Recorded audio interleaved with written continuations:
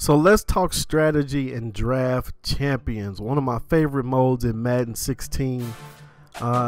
What you're seeing is a capture from my stream. If you don't follow my stream, my Twitch is twitch.tv/AzurEffect. So what I've been doing, what is your strategy in draft champions and what do you try to do? Because to me, I like it because it's strategic.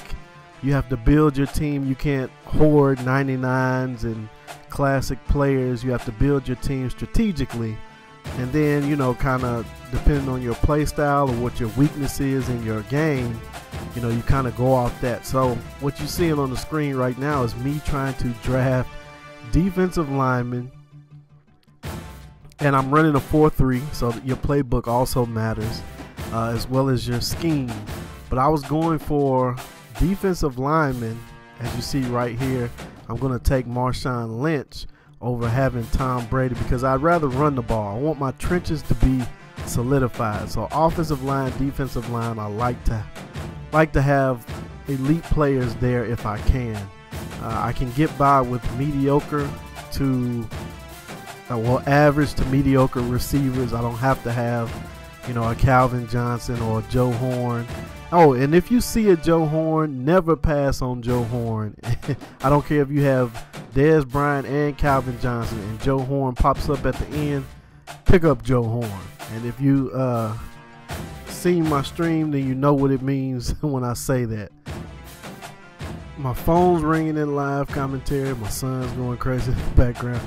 Just bear with me, man. But like I was saying, I usually don't take a great quarterback unless one comes available, and Russell Wilson, I wasn't going to pass up on him because he's mobile and he's accurate. So, you know, from there on, you're going to see me start adding pieces to offensive line, defensive line. As you can see, right now I have a choice between Jason Peters. I already have a quarterback in Russell Wilson, so I'm not going to take Cam Newton. And Fletcher Cox, Gerard Mayo, and Jonathan Joseph. I know some people would be like, get the cornerback, but I'm taking Fletcher Cox. I care more about pressure. So right now I have Robert Quinn, Geno Atkins, Dontari Poe, and Fletcher Cox as my front four, and that's a beastly front four. So there you saw me take another left tackle who I'm going to put at right tackle. So I have, 3 elites on my offensive line, 4 elites on my defensive line, and here he is, the man of the hour, Joe Horn. You never pass on Joe Horn. I know Ty Law was there. He can provide you cornerback help, but Joe Horn, never pass on Joe Horn. I'm telling you, all you have to do is get horned a couple times. Instead of mossed, you get horned a couple times, and you will realize and recognize that you don't ever leave him on the board. He's better than Calvin Johnson. The only other wideout that I'd say, you know, he might be a tie with in draft champions is Herman Moore. Herman the Monster Moore. So, you know, you see those two out there. I don't care who your receivers are. Pick one of those up. It's only going to complement your offense. I have Marshawn Lynch to run behind this line. Then I have, you know, a great front four makes for a great back seven or a playmaking back seven.